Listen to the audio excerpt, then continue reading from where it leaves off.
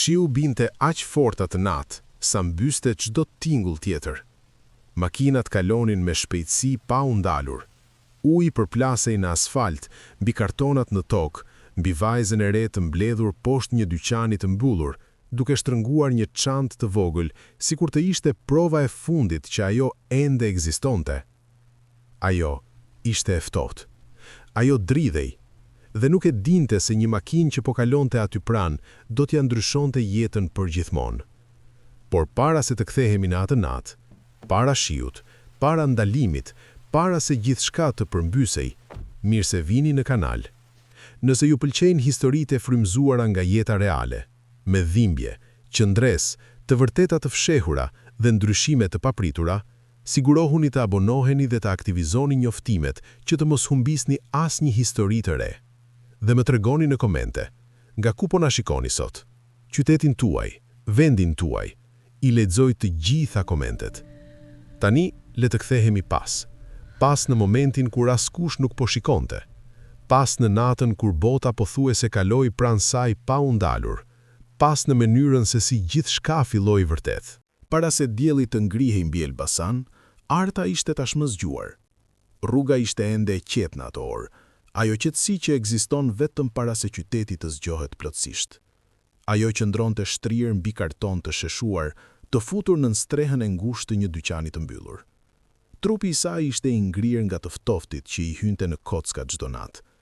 Grila metalike e dyqanit ishte mbuluar me njolla ndryshku dhe pluhur të vjetër, ndërsa betoni poshtë saj mbante erën e lagëshkisë dhe vajit. Qëndroi pa lëvizur për disa çaste, duke dëgjuar.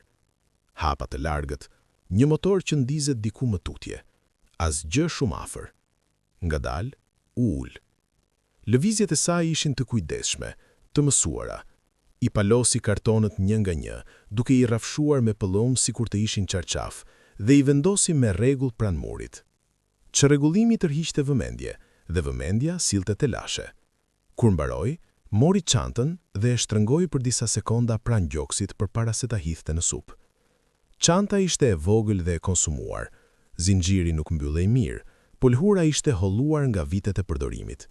Brenda kishte pak gjëra, një fustan të vetëm rezervë të palosur fort, një peshqir të vogël, një krehër plastik me 2 dhëmë të thyer dhe një blok shënimesh me faqe të bardha që rrallë hapte më.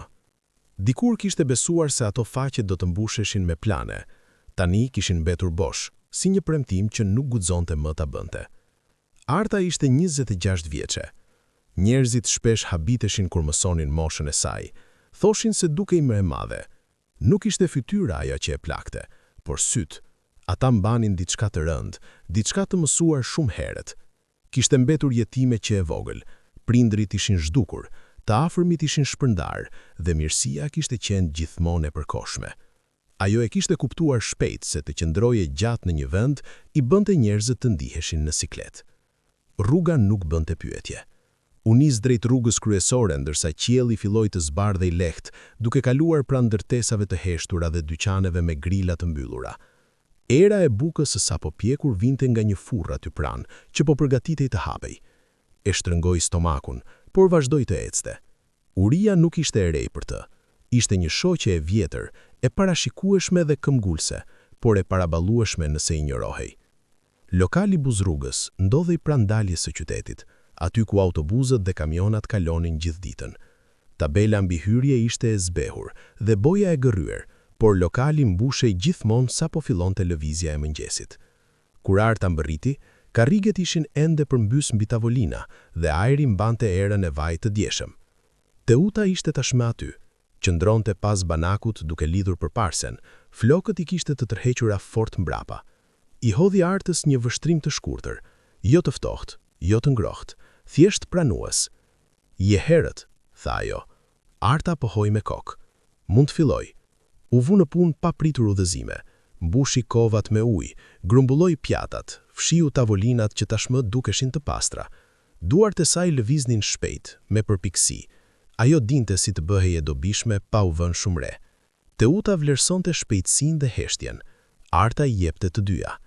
Me kalimin e mëngjesit, klientët filluan të vinin. Burra që shkonin në punë, shoferë që ndaleshin për kafe dhe byrek. Zërat mbushin hapësirën, e lartë dhe të shkujdesur. Pjatat përpjaseshin, filxhanët vendoseshin fort mbi tavolina, porosit bërtiteshin nga njëri cep në tjetrin. Arta lante.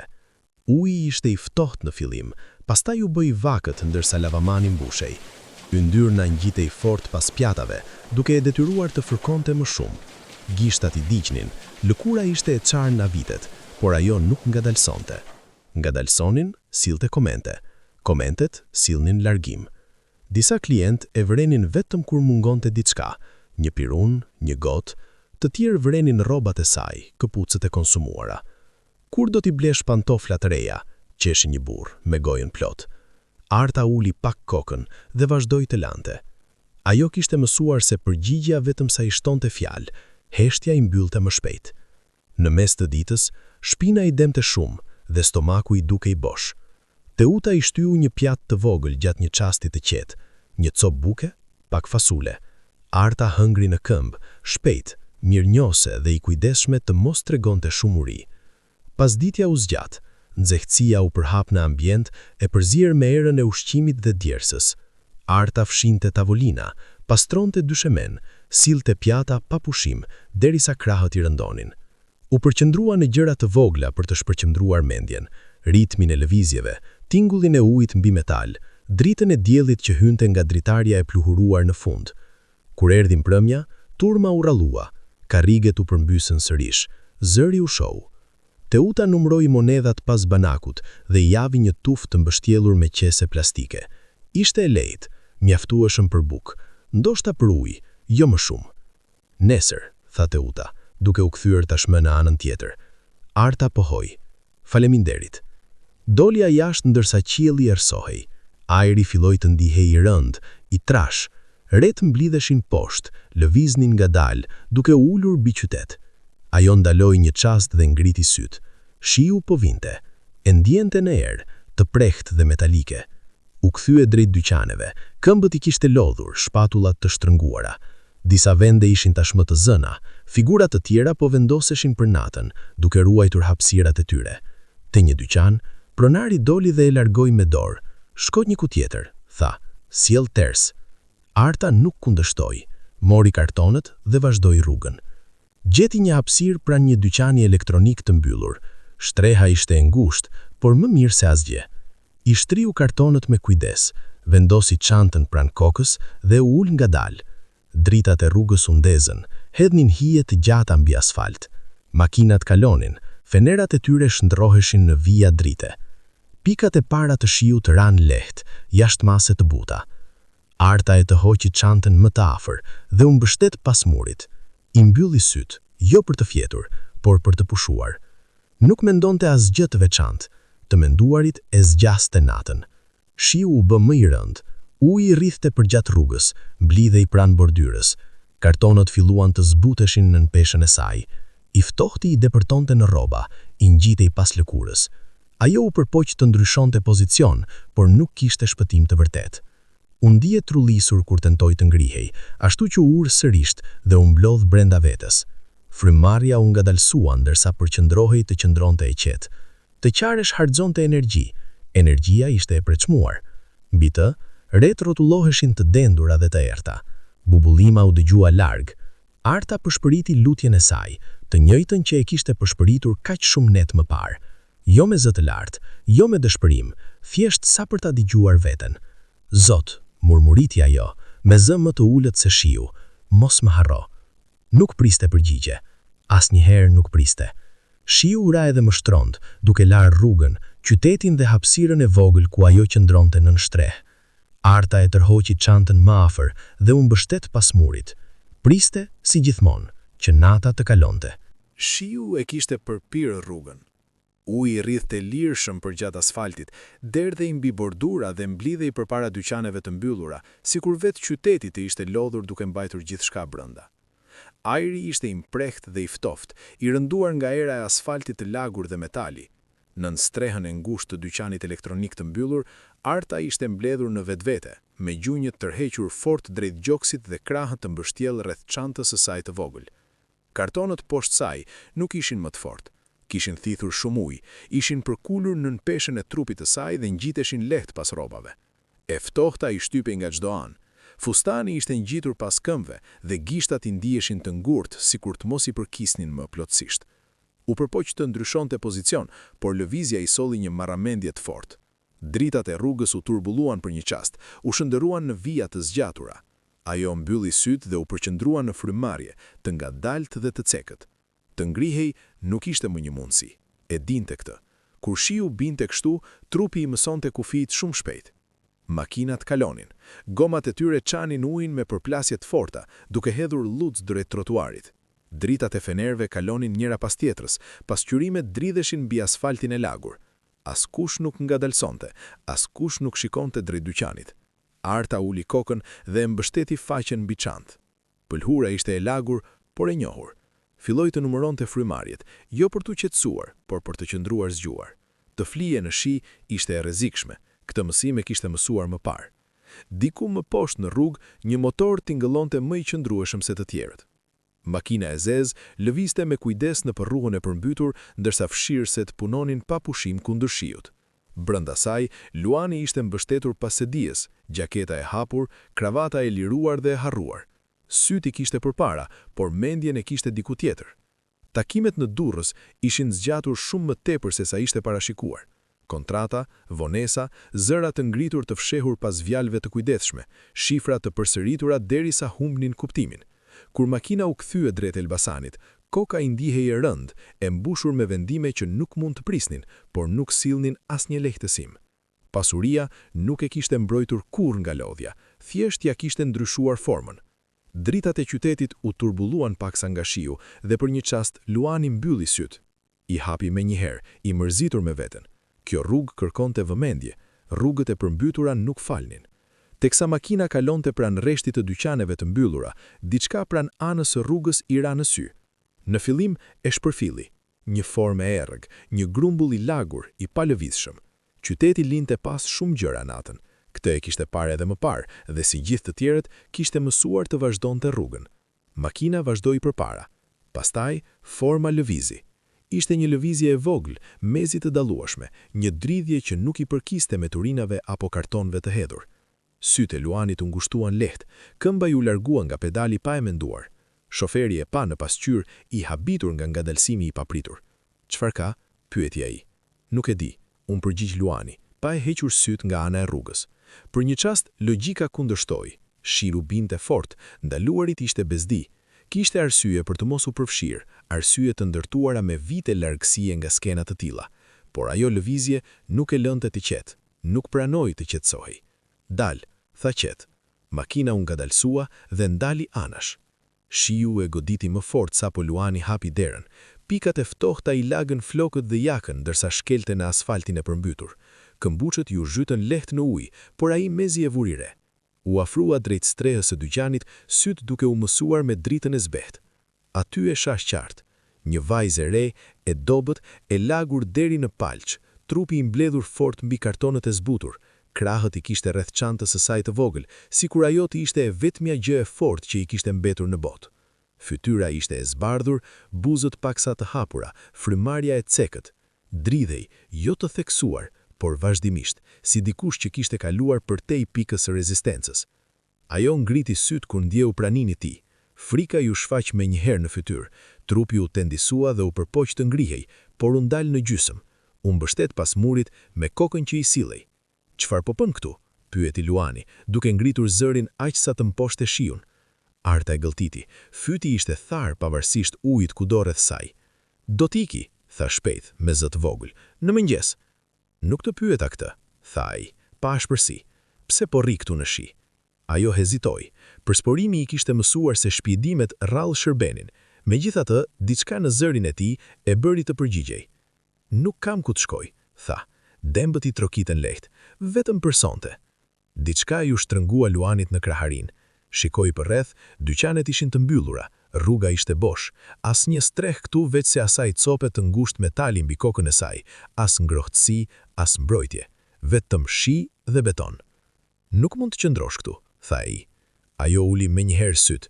"Nuk do t'jem problem," u përgjigj. "Do t'iki." "Nuk të po të them të ikësh," tha ai duke u afruar. I zgjati dorën. "Eja, duhet të ngrihesh." Arta e pa dorën, ishte e pastër, e qëndrueshme, e panjohur. Mirësia të tillë zakonisht vinte me kushte, me pyetje që ajo nuk dinte të përgjigjej ose me pritshmëri që nuk mund t'i përmbushte. Instikti i saj bërtiste kujdes. Për një çast mendoi të refuzonte, të qëndroshe duke i më e sigurt se sa t'i besoshe diçkaje që nuk e kuptonte, por e ftohta tani ishte e thellë dhe trupi i po i bumste forcën. Ngadalë, ajo e vendosi dorën në të tin. Gishtat i dukeshin më të lehtë se sa kishte pritur, po thuajse të brisht. Ai e mbajti me kujdes ndërsa ajo ngrihej, duke rregulluar kapjen kur ajo u lëkund lehtë. Për një çast u mbështet tek ai, pastaj u largua shpejt e turpëruar nga vetvetja e vet. "Ku po më çon?" pyeti ajo me zë të ulët ndërsa ai e udhëzonte drejt makinës. "Në diçka të ngrohtë," u përgjigj ai. "Në shtëpinë time." Fryma ju ndal, nuk tha asgjë, por e ndoqi. Brenda makinës, ngrohtësia ishte apothuajse tronditse. Shoferi i dha një peshqir nga sedilja e pasme dhe Luani e vendosi vet në shpatulla. Ajo e shtrëngoi fort, gishtat i ishin ende të ngurtë.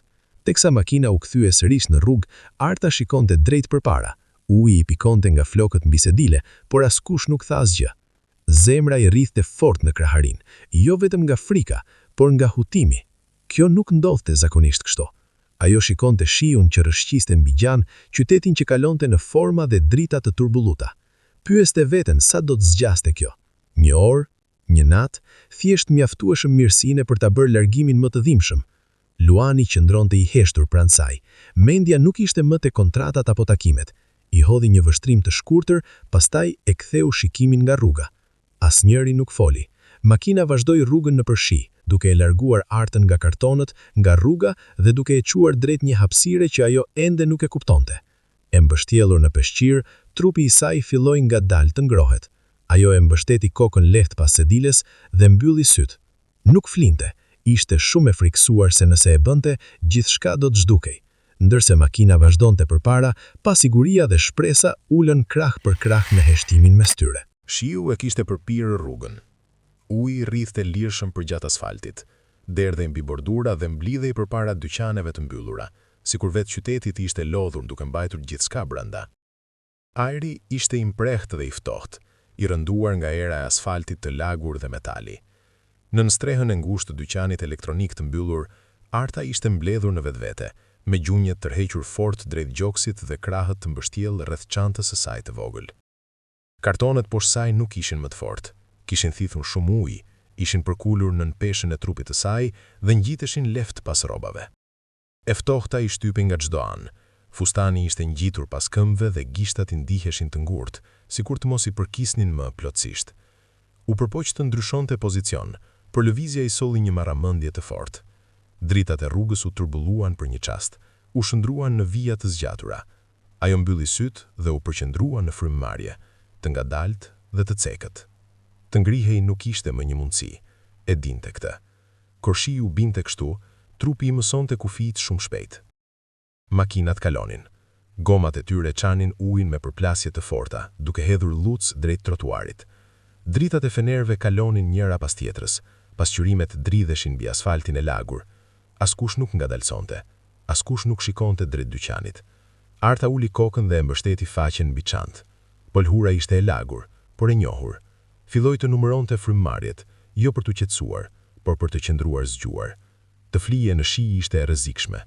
Këtë mësim e kishte mësuar më parë. Diku më poshtë në rrugë, një motor tingëllonte më i qëndrueshëm se të tjerët.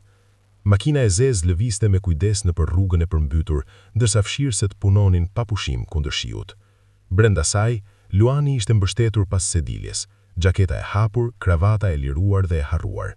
Syti kishte përpara, por mendjen e kishte diku tjetër. Takimat në Durrës ishin zgjatur shumë më tepër se sa ishte parashikuar. Kontrata, vonesa, zëra të ngritur të fshehur pas fjalëve të kujdesshme.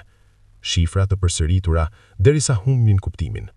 Kur makina u kthye drejt Elbasanit, koka i ndihej e rand, e mbushur me vendime që nuk mund të prisnin, por nuk sillnin asgjë lehtësim. Pasuria nuk e kishte mbrojtur kurrë nga lodhja, thjesht ja kishte ndryshuar formën. Dritat e qytetit u turbulluan paksa nga shiu, dhe për një çast Luani mbylli syt. I hapi me njëherë, i mërzitur me veten. Kjo rrugë kërkonte vëmendje, rrugët e përmbytura nuk falnin. Teksa makina kalonte pranë rreshtit të dyqaneve të mbyllura, diçka pranë anës rrugës i ra në sy. Në fillim e shpërfilli, një formë e errët, një grumbull i lagur, i palëvizshëm. Qyteti linte pas shumë gjëra natën. Këtë e kishte parë edhe më parë, dhe si gjithë të tjerët, kishte mësuar të vazhdonte rrugën. Makina vazhdoi përpara. Pastaj forma lëvizi. Ishte një lëvizje e vogël, mezi të vallueshme, një dridhje që nuk i përkiste mbeturinave apo kartonëve të hedhur. Sytë e Luanit u ngushtun lehtë, këmba ju largua nga pedali pa e menduar. Shoferi e pa në pasqyrë, i habitur nga ngadalësimi i papritur. "Çfarë ka?" pyeti ai. "Nuk e di," u përgjigj Luani, pa e hequr syt nga ana e rrugës. Për një çast logjika kundërstoi. Shiu binte fort, të ndaloshe ishte bezdi. Kishte arsye për të mos u përfshirë, arsye të ndërtuara me vite largësie nga skenat cilla, por ajo lëvizje nuk e linte të qetë, nuk pranoi të qetësohej. "Ndal," tha qetë. Makina u ngadalsua dhe u ndal anash. Shiu i goditi më fort sapo Luani hapi derën. Pikat e ftohta i lagën flokët dhe jakën, ndërsa shkelten asfaltin e përmbytur. Këpucët ju zhytën lehtë në ujë, por ai mezi e vuri re. U afrua drejt strehës së dyqanit, syt duke u mësuar me dritën e zbehtë. Aty e pa qartë. Një vajzë e re, e dobët, e lagur deri në palc, trupi i mbledhur fort mbi kartona të zbutur. Krahët i kishte rreth çantës së saj të vogël, sikur ajo të ishte e vetmja gjë e fortë që i kishte mbetur në botë. Fytyra ishte e zbardhur, buzët paksa të hakura, frymëmarrja e cekët.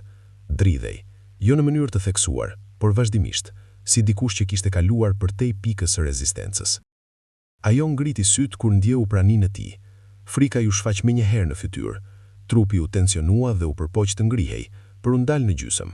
U mbështet pas murit me kokën që i sillej. "Çfarë po bën këtu?" pyeti Luani, ngritur zërin aq sa të moshte shiun. Arta gëlltiti. Fyti ishte tharë pavarësisht ujit kudo rreth saj. "Do t'iki," tha shpejt me zë të vogël. "Në mëngjes." "Nuk të pyeta këtë," tha ai, pa ashpërsi. "Pse po rri këtu në shi?" Ajo hezitoi. Eksperienca e kishte mësuar se shpjegimet rrallë shërbenin. Megjithatë, diçka në zërin e tij e bëri të përgjigjej. "Nuk kam ku të shkoj," tha. Dhembët i trokitën lehtë. "Vetëm personat." Diçka ju shtrëngua Luanit në kraharim. Shikoi përreth. Dyqanet ishin të mbyllura. Rruga ishte bosh. Asnjë streh këtu përveç asaj cope të ngushtë metali mbi kokën e saj. As ngrohtësi, as mbrojtje. Vetëm shi dhe beton. "Nuk mund të qëndrosh këtu," tha ai. Ajo uli me një herë syt. "Nuk do t'jem problem," u përgjigj. "Do t'iki." "Nuk të po të them të ikësh," tha ai duke u afruar. I zgjodhi dorën. "Eja, duhet të ngrihesh." Arta e pa dorën. Ishte e pastër, e qëndrueshme, e panjohur. Mirësia të tillë zakonisht vinte me kushte, me pyetje që ajo nuk dinte t'u përgjigjej, ose me pritshmëri që nuk mund t'i përmbushte. Instinkti i saj bërtit kujdes. Për një çast, mendoi të refuzonte. Të qëndroje dukej më e sigurt se sa t'i tristonte diçka që nuk e kuptonte. Por e ftohta tani ishte e thellë dhe trupi po i humbiste forcën. Ngadalë, ajo e vendosi dorën në të tinë. Gishtat i dukeshin më të lehtë se sa i kishte pritur, aposhtu si të brisht. Ai e mbajti me kujdes ndërsa ajo ngrihej, duke rregulluar kapjen kur ajo u lëkund lehtë. Për një çast u mbështet tek ai, pastaj u largua shpejt, e turpëruar nga doksia e vet. "Ku po më çon?" pyeti me zë të ulët, ndërsa ai e udhëzonte drejt makinës. "Diku të ngrohtë," u përgjigj ai. "Në shtëpinë time." Fryma ju ndal. Nuk tha asgjë, por e ndoqi. Brenda makinës, ngrohtësia ishte aposhto si tronditse. Shoferi i dha një peshqir nga sedilja e basme, dhe Luani e vendosi vetë mbi shpatulla. Ajo e shtrëngoi fort, gishtat i kishin akoma të ngurtë. Teksa makina u kthye sërish në rrugë, Arta shikonte drejt përpara. Uji i pikronte nga flokët mbi sedile, por askush nuk tha asgjë. Zemra i rrihte fort në kraharim, jo vetëm nga frika, por nga hutimi. Kjo nuk ndodhte zakonisht kështu. Ajo shikonte shiun që rrëshqithte mbi xham, qytetin që kalonte në forma dhe drita të turbulluara. Pyette veten sa do të zgjaste kjo. Një orë, një natë. Thjesht mjaftueshëm mirësinë sa për ta bërë largimin më të dhimbshëm. Luani qëndronte i heshtur pranë saj. Mendja nuk ishte më te kontratat apo takimet. I hodhi një vështrim të shkurtër, pastaj e ktheu shikimin drejt rrugës. Asnjëri nuk foli. Makina vazhdoi rrugën në përshi, duke e larguar Artën nga kartonat, nga rruga dhe duke e quar drejt një hapësire që ajo ende nuk e kuptonte. E mbështellur me peshqir, trupi i saj filloi ngadalë të ngrohej. Ajo e mbështeti kokën lehtë pas sediles dhe mbylli syt. Nuk flimte. Ishte shumë e friksuar se nëse e bënte, gjithçka do të zhdukej. Dhe ndërsa makina vazhdonte përpara, pasiguria dhe hopsa ulën krah njëri me heshtjen mes tyre. Arta filloi të ndiqte mësimet e mbrëmjes në një qytet të afërt, 2 javë pasi kishte mbërritur në shtëpinë e Luanit. Vendimi u mor qetë, pa ceremoni. Një mëngjes, Luani vendosi mbi tavolinë pranë çajit të saj një program të thjesht kursesh dhe i tha se mësimet zhvilloheshin pasdite vonë, pasi shumica e njerëzve përfundonin punën. Në zërin e tij nuk kishte presion, as pritshmëri, vetëm një mundësi. Ajo e pranoi me një pohim të lehtë, ndërsa gishtat i ushtrënguan për një çast rreth filxhanit. Çdo pasdite, Arta përgatitej herët. Zgjidhte rrobat me kujdes, gjithmonë të thjeshta, gjithmonë të pastra, pa tërhequr vëmendje. Vendoste bllokun dhe stilolapsin me të njëjtin kujdes me të cilin dikur paloste kartonat. Para se të dilte, shikonte orën 2 herë, pastaj edhe një herë tjetër. Të vonoheshe i duke i rrëzifshme, si provë se nuk i përkiste atij vendi. Udhtimi me autobus ishte i qetë. Autobusi i largohej nga Elbasani dhe ndiqte rrugë më të vogla drejt qytetit fqinj, duke kaluar pranë shtëpive të ulta, punishteve që mbylleshin për ditën dhe fushave që e rrësoheshin ndërsa mbrëmja afrohej. Arta ulej pranë dritares, me çantën mbi prehër, duke parë jetën e zakonshme që kalonte pranë saj nga larg. Njerëzit hipnin e zbrisnin, përshëndesnin njëri tjetrin me zë të ulët, flisnin për punën, për shtëpinë, për darkën që i priste. Askush nuk i fliste, as nuk e priste. Godina e shkollës ishte modeste, e vjetër, me mure të zbehta të shënuara nga vitet e përdorimit. Dritat ishin gjithmonë ndezur kur ajo mbrinte, duke ndriçuar kundër qiellit të mbrëmjes së hershme. Arta hynte në heshtje, shikonte korridorin dhe zgjidhte një vend pranë fundit të klasës. Ditët e para ishin më të vështirat. Ajo kuptonte mjaftueshëm për të ndjekur mësimet, por boshllëqet shfaqeshin shpejt. Fjalë që nuk i kishte mësuar kurrë, koncepte që duhej të dinte. Kur mësuesit bënin pyetje, zemra i rrihte fort, jo vetëm nga mungesa e dijes, por nga frika se mos zbulohej. Rreth saj, të tjerët përgjigjeshin me lehtësi, me një siguri të ndërtuar mbi vite që ajo nuk i kishte pasur. Në shtëpi, studionte deri vonë natën. Lexonte ngadalë, duke përsëritur fjali derisa t'i kuptonte. Shkruante shënime me kujdes, fshinte gabimet derisa faqja duke i rregullt. Kur frustrimi rritej, ndalej për pak, merrte frym thellë dhe i kujtonte vetes se vështirësia nuk do të thotë dështim, do të thotë se kishte filluar më vonë, jo se ishte e paaftë. Krahasimet vinin edhe pa i ftuar. Vrente mënyrën si të tjerët flisnin lirshëm, qeshnin pa hezitim, ankoheshin hapur. Ata i përkisnin atij vendi në mënyra që ajo ende i vinte në dyshim për veten. Ndonjëherë, dyshimi vinte në heshtje, duke i përshpëritur se po shtirej, se po huzonte një jetë që një ditë do t'i merrej sërish.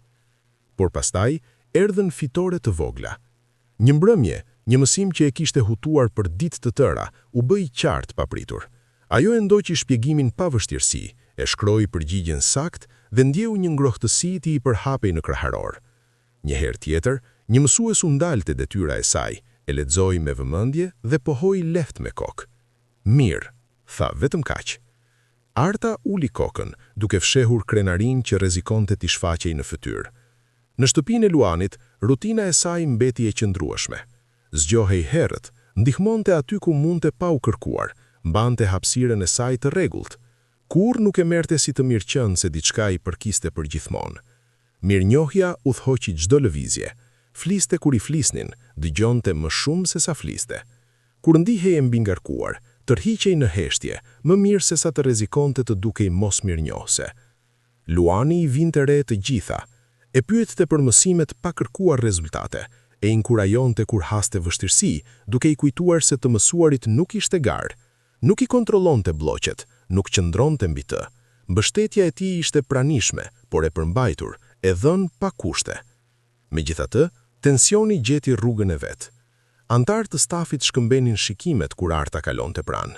Disa përshpërisnin, jo mjaftueshëm fort për t'u përballur, por aq sa të ndihen. Pyetje që ndronin pezull në ajër, të pathëna por të rënda. Kush ishte ajo? Sa do të qëndronte? Pse ajo? Edhe në shkollë, atmosfera filloi të ndryshonte. Një shoqe klase e pyeti ku lexonte, ndërsa syt i shëtisnin mbi rrobat dhe çantën e saj. Arta u përgjigj me fjalë të përgjithshme. Dikush tjetër qeshi lehtë kur ajo e shqiptoi gabim një fjalë. Gjykimi nuk vinte gjithmonë me ashpërsi, ndonjëherë vinte me kureshtëri të mprehur nga dyshimi. Arta reagoi në të vetmen mënyrë që dinte, punoi edhe më fort. Arrinte herët, largohej vonë, ofronte përgjigje vetëm kur ishte e sigurt, nuk ndërprinte, nuk mbrohej. Heshtja e kishte mbrojtur më parë, i besoi se do ta bënte sërish. Disa mësues vunë re përpjekjen e saj. Njëri ofroi materiale shtesë leximi, pa koment. Një tjetër e inkurajoi në heshtje pasore së mësimrënies, duke i thënë se po praparonte mirë. Këto momente kishin më shumë peshë se sa lavdërimet e zëjshme. Në shtëpi, Luani vërente rritjen e besimit të saj. Vërente mënyrën si ecte nani, me shpatulla pak më të drejta, mënyrën si fliste me më shumë qartësi, edhe pse ende me zë të ulët. Shikonte lodhjen në sytë e saj pas ditëve të gjata dhe vendosmërinë që vinte pas saj. Nuk i ndërhynte kur të tjerët e vinin në dyshim, nuk e shpjegonte praninë e saj askujt që nuk pyette drejt për drejt. Besimi i tij nuk ishte diçka që shfaqej, thjesht ekzistonte. Një mbrëmje, teksa Arta kthehej nga mësimi, autobusi e la pranë hyrjes së lagjes. Rruga ishte e qetë, ajri i freskët. Ajo eci pjesën e fundit në këmbë, me çantën që i prekte ijen, mendjen ende në mësimin që sapo kishte përfunduar me sukses. Nuk i vuri re mjeti mirë.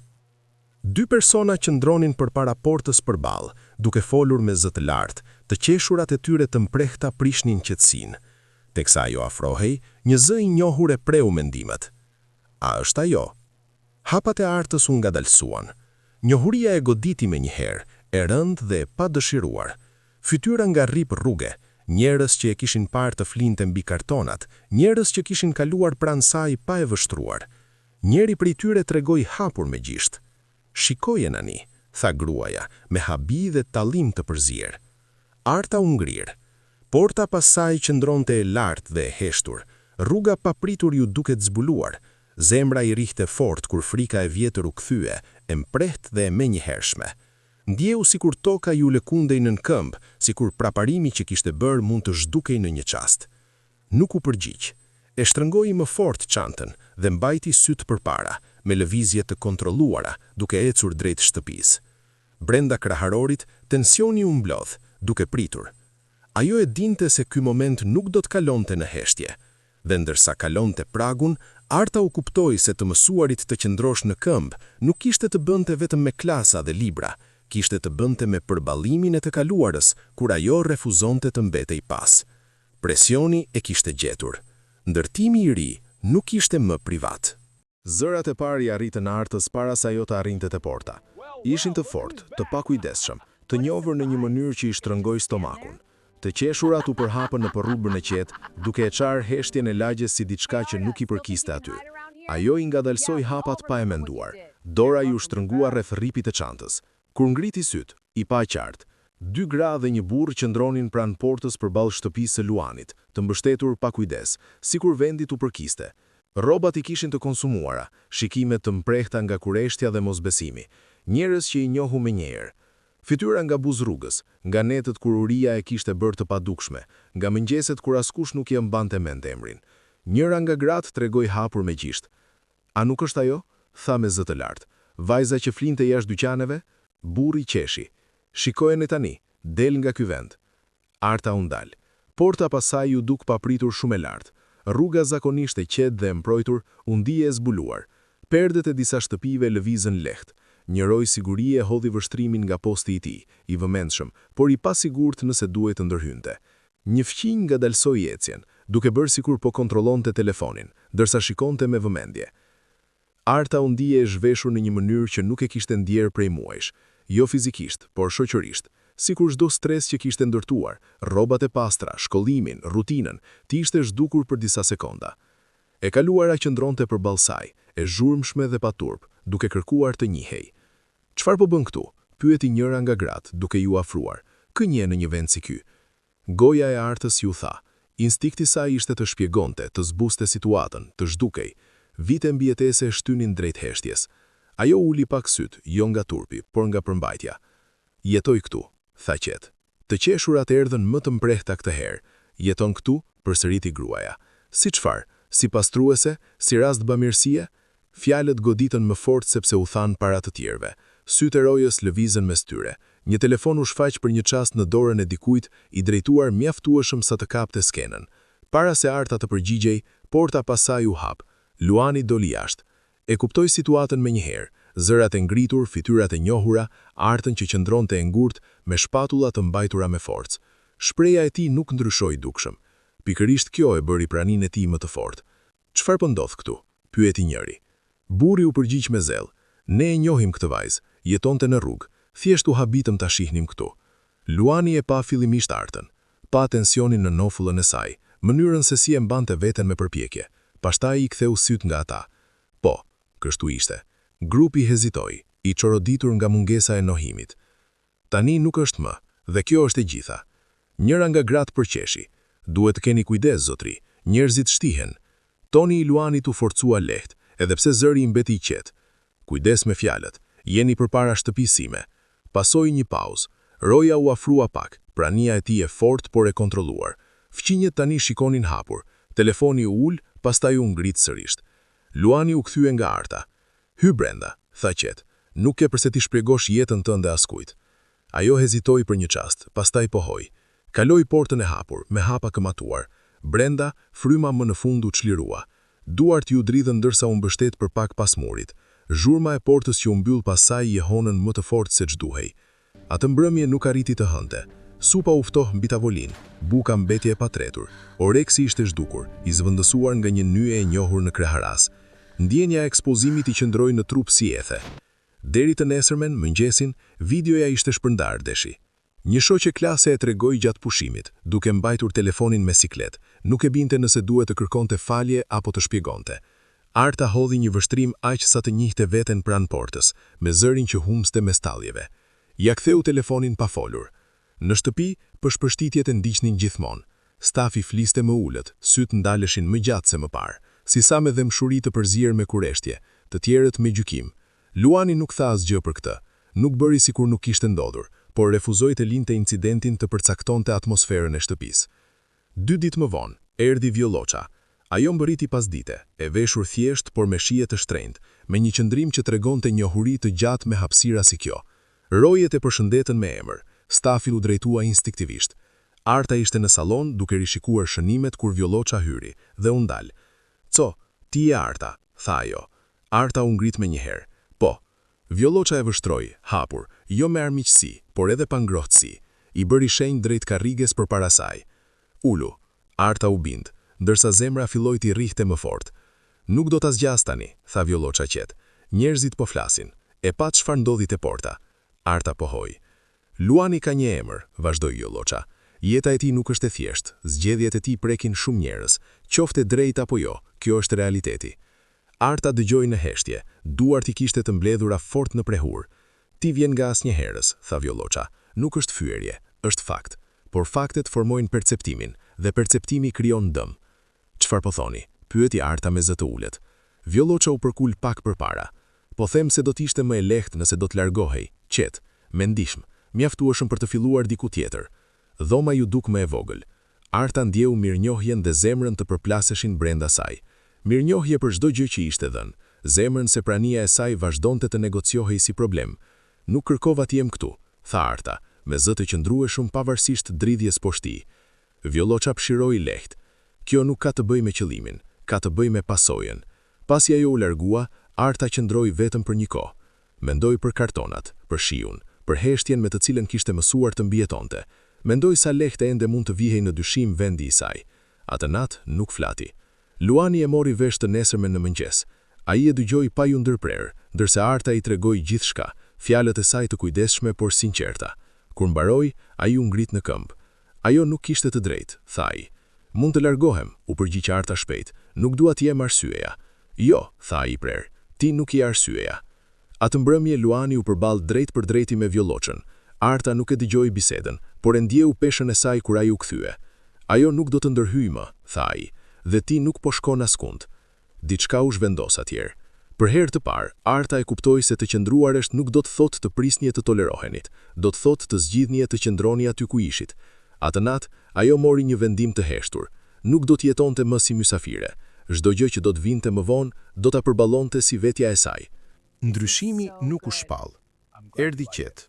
në hapësirat mes fjalëve, në qetësinë që vendosej kur Arta dhe Luani uleshin në të njëjtën tryezë pa pasur nevojë të flisnin. Ishte aty në vakte të përbashkëta, të thjeshta dhe pa formalitete, në tingullin e takëmeve mbi pjatat me ushqim të zakonshëm, supë të ngrohur në mbrëmje, bukë të thyer pa menduar. Ishte aty në mënyrën se si heshtja nuk ndihej më e rëndë, por e natyrshme. Arta e vuri re e para tek vetja. Ajo nuk i përgatiste më fjalit në mendje përpara se t'i thoshte. Nuk ndjente më nevojën të matë çdo lëvizje kur ishte pranë Luanit. Ndonjëherë qeshte pa u ndalur, pastaj ndalej pa pritur, e habitur nga lehtësia e vet.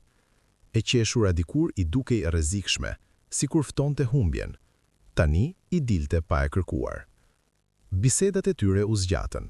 Fillimisht flisnin për gjëra të vogla, për mësimet e saj, për një libër që e kishte vështirë, për një projekt që ai po shqyrtonte. Pastaj, ngadalë, filluan të flisnin për gjëra më të rënda, pendesa që nuk ishin shuar, zgjedhje që nuk ktheheshin më, momente kur jeta ishte ngushtuar aq shumë sa mbijetesa ishte bërë vetmi synim.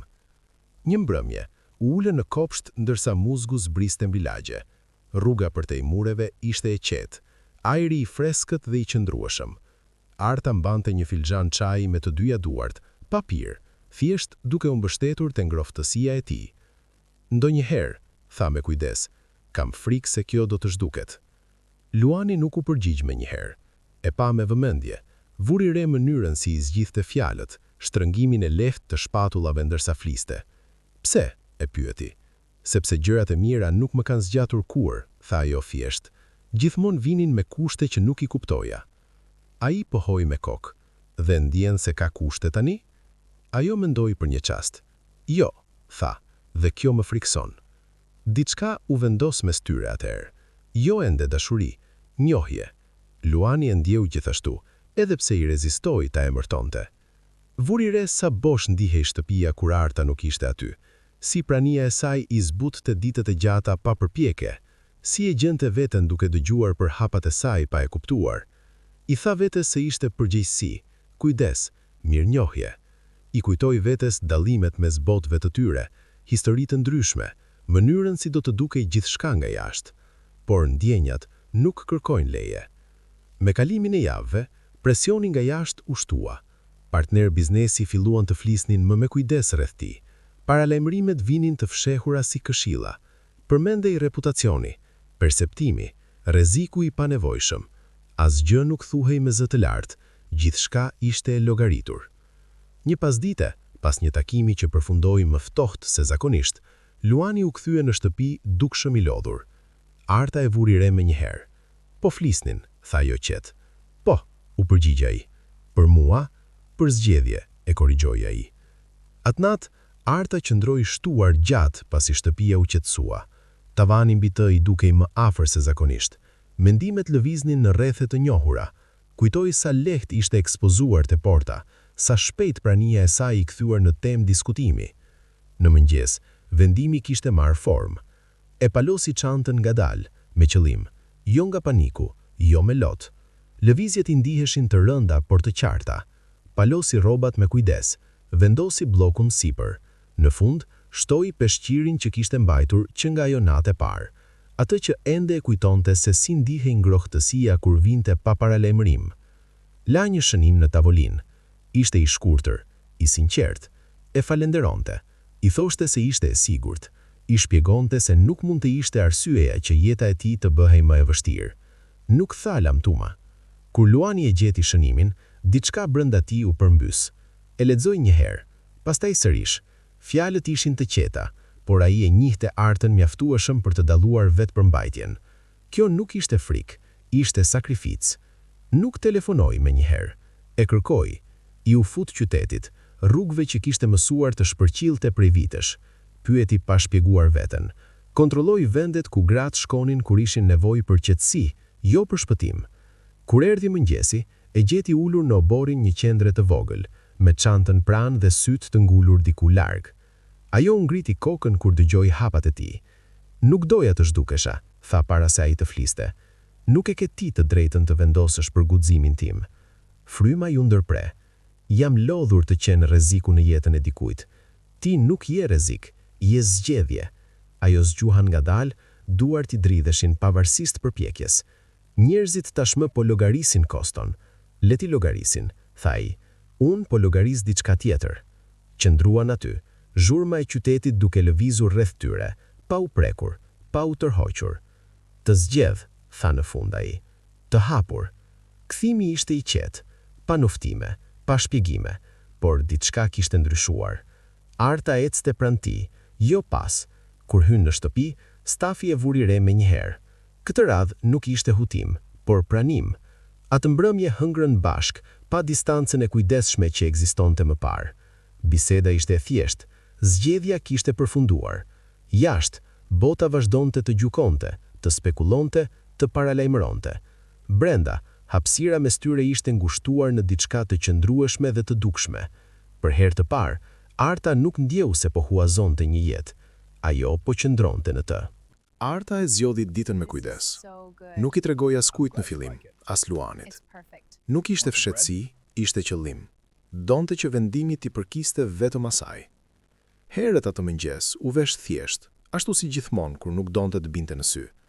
Pantallona të pastra, një xhaketë thjesht, këpucë të sheshta, pa shenja, pa mbrojtje tjetër përveç vendosmërisë së saj. Kur u kthyre në rrugët që dikur I kishte njohur mirë, qyteti u duk ndryshe, edhe pse ishte I njëjti. Elbasani vazhdonte jetën si gjithmonë. Dyqanet hapeshin ngadalë, kafenet mbusheshin me zëra të ulët dhe aromë kafeje. Autobusët ndalonin me zhurmë e niseshin sërish. Njerëzit kalonin me nxitim, me çanta në duar, me halle dhe plane në mendje. Për ta ishte një ditë e zakonshme. Për Artën ishte përballje. Ajo ecte ngadalë, duke lejuar kujtimet të dilnin në sipërfaqe pa I larguar. Qoshe ku kishte fjetur, prerje dyqanesh nga ku I kishin përzën, trotuare ku uria kishte qenë shoqëruesja e saj e përhershme. Trupi I saj I mbante mend, edhe kur mendja përpiqej t'i shmangte.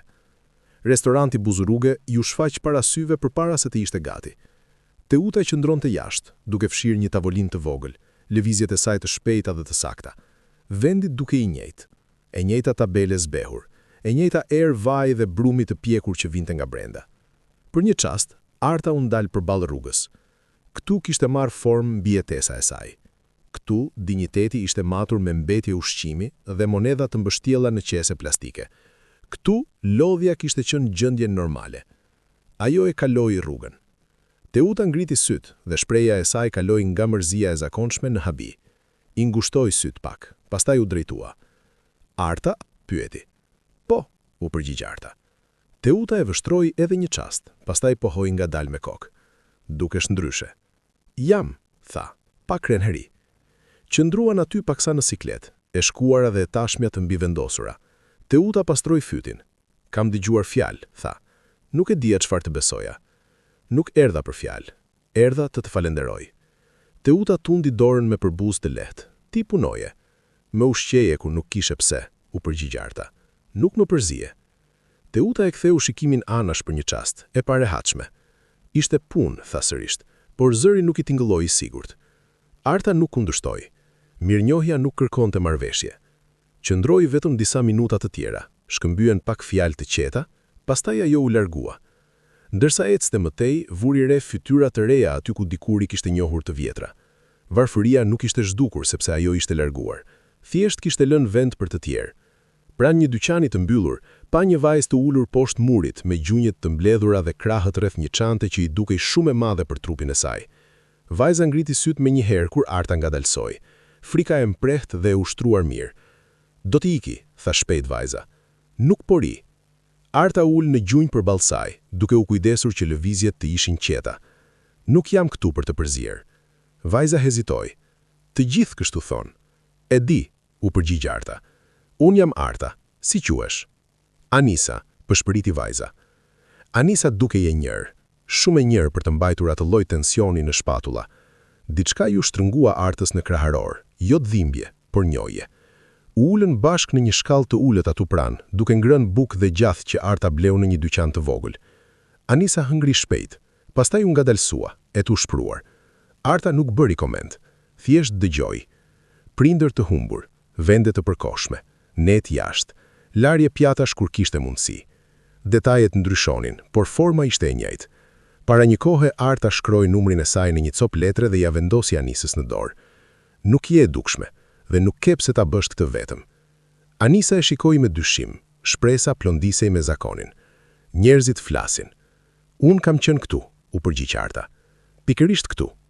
Ajo u largua ngadalë, me zemrën më të rëndë dhe më të qartë njëkohësisht. Kur u kthye në shtëpi atë mbrëmje, i tregoi Luanit gjithçka. Jo me emocione të forta, jo me dramë, thjesht. U ktheva, tha, dhe nuk mund ta shpërfill më. Luani dëgjoi me vëmendje, fytyra e tij serioze, por e hopur. Nuk dua që jeta ime të ndalet tek unë. Mbijetesa nuk mjafton më. I tregoi për Anisën, për Teutën, për sa afër ishte ende rruga, edhe kur mendonte që e kishte lënë pas. Folën për dinjitetin, për faktin se bamirësia pa strukturë shndëroi në një kurth tjetër. Dua të ndërtoj diçka, një vend për të pushuar, për të mësuar. Rregulla që mbrojnë njerëzit, jo t'i poshtrojnë. Luani nuk u përgjigj menjëherë. Pastaj pohoi ngadalë me kokë. Atëherë do ta bëjmë siç duhet. Planifikimi filloi në heshtje. Pan prona që ishin praktike, jo mbreslënse. Mjaftueshëm afër qytetit për qasje, mjaftueshëm larg për siguri. Ndërtesa të vjetra me themela të forta, hapësira që mund të përshtateshin, jo të shfaqeshin. Arta ishte e përfshirë në çdo vendim, këmbënguli në rregulla të qarta, pa keqardhi, pa kaos, arsimi lidhur me përgjegjësi, siguri pa ndërkontroll, ndihmë pa dorgj. E mbante mend sa lehtë pushteti mund të shndërrohej në poshtërim. Struktura mori formë ngadalë, dhoma me përgjegjësi të përbashkëta, orë studimi, ushqime të përgatitura bashk, ndihmë që kërkonte përpjekje, por nuk ndëshkonte dobësinë, një vend që nuk shpëtonte, por rindërtonte. Kur qendra e parë u hap, nuk kishte ceremoni, as bandiera, as fjalim të përgatitura nga të tjerët. Vajzat mbritën me hezitim, çantat shtrënguara fort, syt duke kërkuar rrezik. Arta qëndronte te hyrja, jo të ngritur mbi ta, jo të largët. Ky vend nuk është dhuratë, është një mundësi. Çfarë bëni me të ju përket juve. Ato dëgjuan. Ajo foli pa emocione të stërvitura, pa pretenduar heroizëm. Foli si dikush që kishte fjetur mbi të njëjtën thokë, kishte ndjerë të njëjtën frikë. Do të pritet që të përpiqeni dhe do t'ju lejohet të ndëshkoheni. Këtë kishte rëndësi. Ndërsa dyert u mbyllën bashkë grupit të parë, Arta ndjenti diçka të qetësohej brenda saj, një ndjenjë përputhjeje që nuk e kishte njohur kurrë. Jeta e saj nuk drejtohej më nga brenda. Ajo shtrihej përtej vetes, duke prekur të tjerët në mënyra që ende nuk mund t'i matë. Dhe kursa Anisën që hynte hezitues disa ditë më vonë, mbajtën çantën ashtu siç e kishte mbajtur dikur vet ajo, e kuptoi diçka me siguri. Historia e saj nuk ishte më vetëm e saj, ishte bërë një rrugë dhe shumë të tjerë po fillonin ta ndiqnin. Qendra kishte hyrë në një ritëm të qëndrueshëm në kohën kur mbritin e xhmia. Pasditja ishte e qetë, ajo lloj qetësie që vjen pas orësh zhurme dhe lëvizjeje. Në një dhomë, disa vajza ushtronin leximin me zë të ulët, me kujdes, duke ndalur her pas here për të korrigjuar fjalët. Në një tjetër, gra palosnin në rroba të pastra, duke biseduar me zë të butë. Arta ishte ulur në zyrën e vogël pranë hyrjes, duke rishikuar shënimet e ditës kaluar. Stilolapsi i saj lëvizte ngadalë mbi letër, ndërsa rregullonte orare dhe detaje. Kjo punë e mbante të përqendruar, gjithmonë e kishte bërë. Një trokitje e lehtë u dëgjua në derë. Recepcionistja hyri brenda, me një shprehje ndryshe nga zakonisht, duke je pasigurt, sikur mbante diçka të brisht. Ka një grua të moshuar këtu, tha me zë të ulët. Po kërkon ty me emër. Arta ngriti kokën, e habitur por jo e alarmuar. Vizitorët ishin bërë të shpesht, vullnetar, punonjës social, ndonjëherë edhe përfaqësues bashkie. Por recepcionistja nuk u largua menjëherë, dhe ajo pauze shqetësoi Artën. Ajo tha se ka të bëjë me nënën tënde. Fjalët e goditën Artën pa paralajmërim. Për një çast, mendoi se kishte dëgjuar gabim. Nëna ime ka vdekur, tha ngabal, më shumë për të mbajtur fort pas asaj që njihte se sa për të kundërshtuar. Ishte një e vërtet me të cilën kishte jetuar aq gjatë sa ishte bërë pjesë e saj. Recepcionitja tundi kokën. Tha që nuk është e gjithë e vërteta. Arta u ngrit, këmbët ju dukën të pasigurta, sikur dyshemeja apo lëviste nën to. E ndoqi recepcionisten nëpër korridor, duke kaluar pranë dhomave të njohura që papritur ju dukën të largëta. Çdo hap i shtonte rrahjet e zemrës. Në sallën e pritjes, një grua e moshuar ishte ulur drejt në një karrige druri. Mbante një pallto të errët, edhe pse brenda ishte ngrohtë, dhe shtrëngonte një bastun me të dyja duart. Qëndrimi i saj ishte i përmbajtur, por vitet dukeshin qartë në rrudhat e fytyrës dhe dridhjen e lehtë të gishtinjve. Kur pa Artën, syti u mbushën me një herë me lot. Arta, përshpriti, me zorin që i dridhej. Arta ndaloi disa hapa larg. Brenda saj ndjeu një rezistencë të çuditshme, një nevojë për të mbrojtur të vërtetën me të cilën kishte jetuar. Kush jeni? Pyete me kujdes. Quhem Nexhmie, tha gruaja. Kam qenë shoqja më e afërt e nënës sate. Gjoksi i Artës u shtrëngua. Nëna ime ka vdekur, tha me vendosmëri. Kështu më është thënë. Nexhmia pohoi ngadalë me kokë. Kjo është ajo që donin të besoje. Arta ul përballë saj, me duart palvizshme mbi gjunjë. Duhet ma shpjegoni, tha. Nexhmia mori frymë thellë, sikur po hapej një derë e mbyllur prej vitesh. Nëna jote, Mirela, u smur rëndisht. Ti ishe ende fëmijë. Ajo nuk kishte para, as mbështetje. Ende nga spitali në spital, kudo i kërkonin gjëra që nuk mund të siguronte. Arta dëgjonte palvizur. Pastaj erdhën disa njerëz, thanë se kishin një program, premtuan mjekim, pushim, një vend për t'u rikuperuar. Nëna jote ishte dëshpëruar, i besoi. Ajo u lyzyt. E morën, jo me forcë, me fjalë. Pas asaj dite, askush nuk na tregoi ku e quan. Ti u quhe nga një shtëpi në tjetrën, pastaj u zhduk edhe ti. Kërkuam, nuk gjetëm, asgjë. Dhoma u bë më e ngushtë me çdo hap.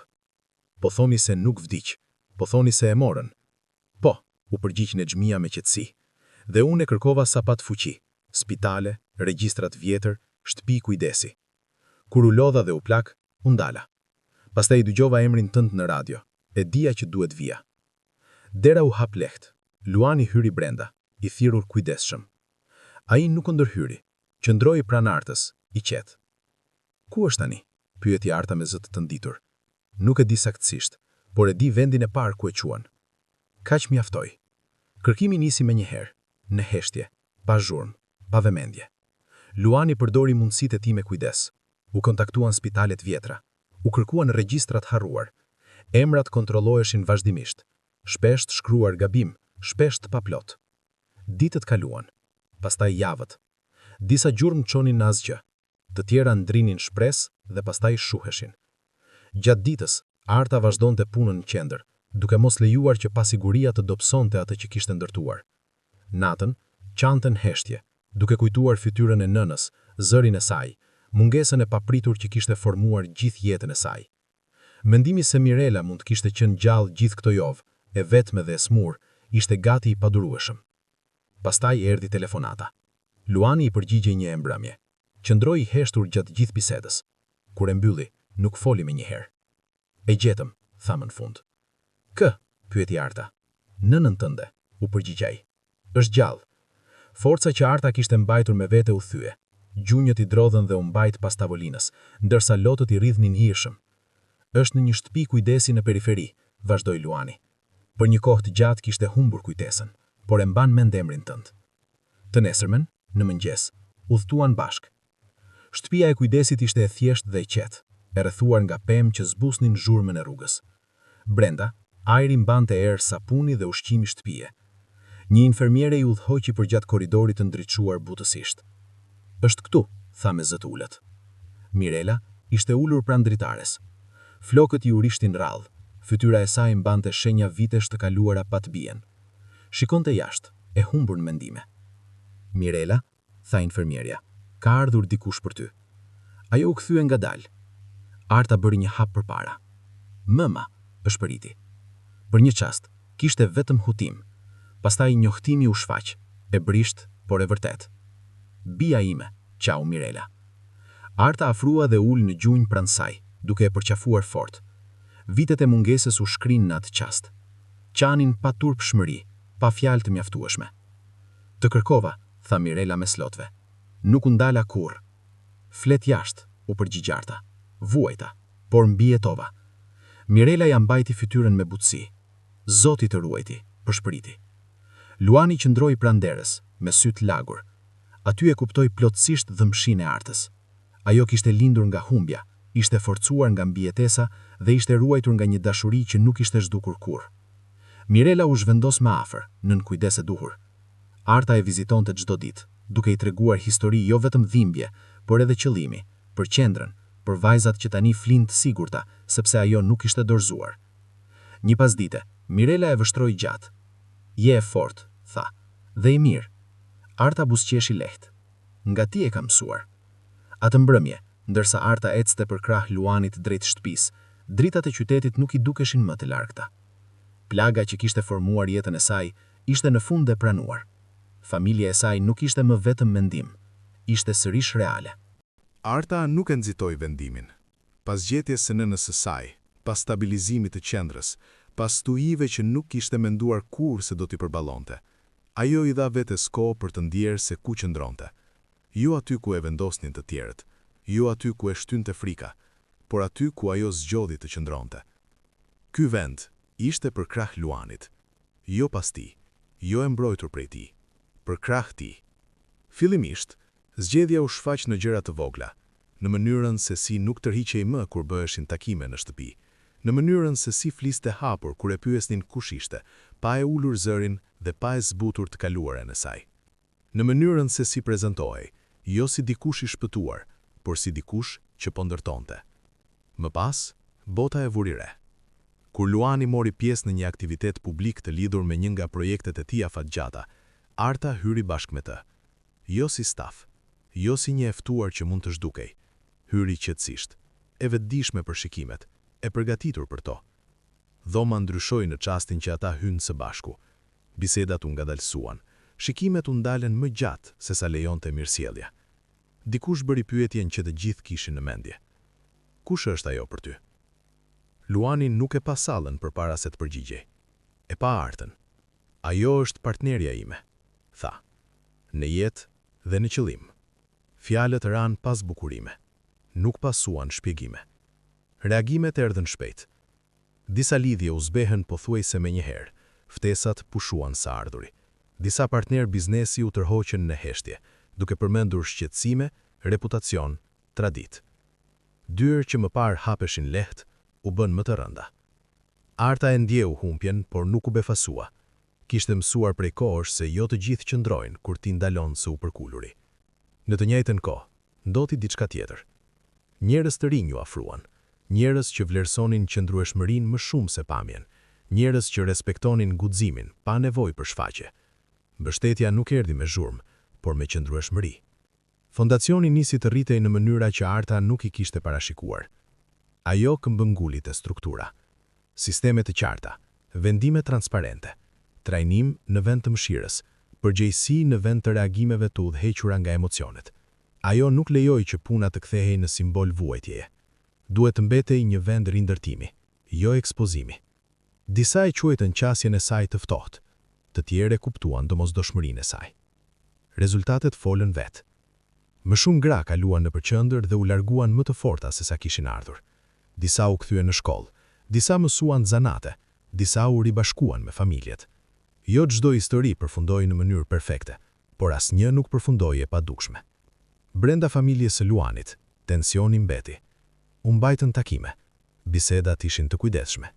Disa zëra ishin hapur kundër, të parehatshëm me të kaluarën e Artës dhe atë që ajo përfaqësonte. Të tjerë ishin thjesht të pasigurt. Arta nuk debatonte, dëgjonte kur i flisnin, përgjigjej kur pyeti, nuk kërkonte falje për atë që ishte. Hatixha vëzhdroi në heshtje. Nuk foli me njëherë. Pa mënyrën se si Arta trajtonte stafin, si përballonte mosmarrveshjet, si nuk e përdorte emrin e Luanit si mbrojtje, si qëndronte me përmbajtje, jo me sfidë. Një mbrëmje, Hatixha e ftoi Artën të ulej pranë saj. Ke jetuar me tokë nën këmbë, tha e qetë, dhe prap zgjodhe dinjitetin. Arta e pa drejt në sy. Ishte e vetmja gjë që mund të mbaja. Hatixha pohoi lehtë me kokë. Atëherë tashmë e përket kësaj familje. Pranimi nuk erdhi nga të gjithë, por erdhi nga mjaftueshëm. Dasma ishte e qetë, pa spektakël, pa njoftime publike për të shtehur kritikët. Gjashtë familje, miq të afërt dhe njerëz që jetët e tyre ishin kryqëzuar me të tyjat në mënyra të ndershme. Ceremonia u zhvillua në një teracë të thjeshtë, mbi një kopsht që ishte rritur ngadalë dhe me kujdes, si çdo gjë tjetër që kishin ndërtuar. Ushqimi u nda pa tepri. Gatime shtupie, bukë e thyer me hor, biseda të buta dhe të vërteta. Arta nuk mbante stoli të rënda, forca e saj dukej edhe pato. Kur qëndroi pranë Luanit, ajo nuk u ndje si jetime, si projekt apo si simbol. U ndje e rrënjosur. Më vonë atë mbrëmje, nisi të binte shi. Jo me dhunësi, jo me zëmërimin që ajo mbante mend. Boti but, i qëndrueshëm, duke trokitur tokën me durim. Arta u afrua dritares dhe e vëzhdroi për një kohë të gjatë. Dikur, shiu nënkuptonte të ftohtë, frikë dhe pyetjen se në mëngjes do të vinte lehtë. Dikur ai lagte kartonin në trupin e saj dhe provonte sa shpresë mund të mbante gjatë natës. Tani, ishte thjesht shi. Luani u afrua dhe qëndroi pranë saj, pa e prekur. Je e heshtur, tha ai. Po dëgjoj. Çfarë? Sa larg kam ardhur? Ajo nuk tha se ishte shpëtuar, përse nuk ishte. Ajo u shënua, dhe kur u shënua, zgjodhi të ngrihej.